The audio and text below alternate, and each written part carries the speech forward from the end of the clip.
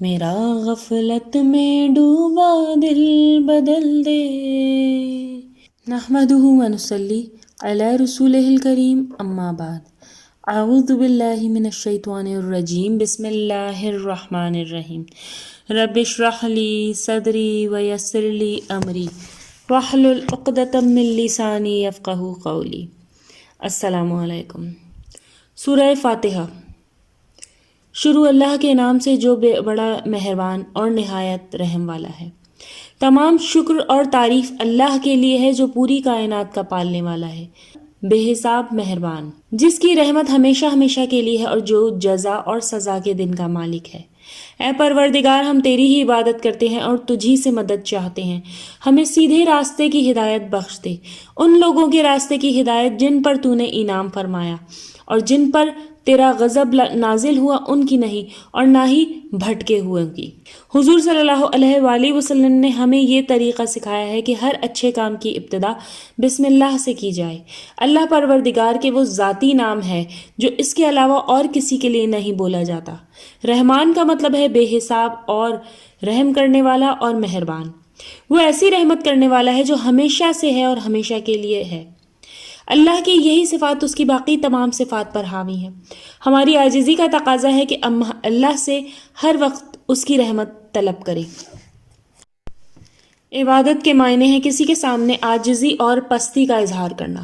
جب ایک انسان اپنے آپ کو اللہ کے سامنے آخری حد تک عاجز اور پست بنا کر اس کی حمد و ثنا بیان کرتا ہے، اسی سے دعا مانگتا ہے، اسی کے راستے میں مال کی قربانی دیتا ہے اور بالآخر اپنی پوری زندگی اللہ کے ہاتھ میں دے دیتا ہے، تو اس عمل کو عبادت کہا جاتا ہے. اور مدد چاہنے کا مطلب یہ ہے کہ صرف اپنی عقل استعمال کر کے ہدایت کا راستہ نہیں معلوم کر سکتے.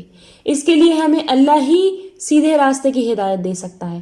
چنانچہ اس معاملے میں بھی اور ہر دوسرے معاملے میں بھی حقیقی مدد تو صرف اللہ ہی کی ہے. دنیا عالم اسباب ہے، اس لیے ہر دینوی معاملے میں ہمیں اپنی بہترین کوشش اور جد و جہد تو لازماً کرنی ہے، لیکن ہر کوشش کا آخری نتیجہ اللہ ہی کے ہاتھ میں ہے. موجودہ امت مسلمہ سے پہلے جن گروہوں کو اسلام کی دعوت ملی، ان میں سے کچھ لوگوں نے یا اس دعوت کو قبول نہیں کیا، یا اگر بظاہر قبول کر بھی لیا تو اس پر عمل کرنے میں ہمیشہ کوتاہی کرتے رہے. چنانچہ ایسے لوگوں سے اللہ ناراض ہوا. مثلاً قوم نوح، عاد، سمود، وہ ساری اقوام جن پر اللہ کے رسولوں کا پیغام نہ ماننے کی وجہ سے عذاب نازل ہوا، اور یہود کے نافرمان گروہ. کچھ ایسے لوگ بھی ہیں جنہوں نے واضح اور سادہ عقائد میں اپنی طرف سے کئی نئے عقیدے شامل کر لیے، جن نئے عقائد کا شکار آج امت مسلمہ بھی ہے. یوں وہ بھٹک گئے.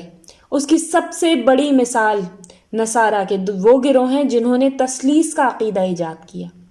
اس کے برعکس کچھ لوگ ایسے بھی تھے جنہوں نے پروردگار کی ہدایت کو پوری طرح قبول کیا. ایسے لوگوں سے پروردگار خوش ہوا. اللہ انہیں جنتوں کی نعمتیں عنایت فرمائے گا.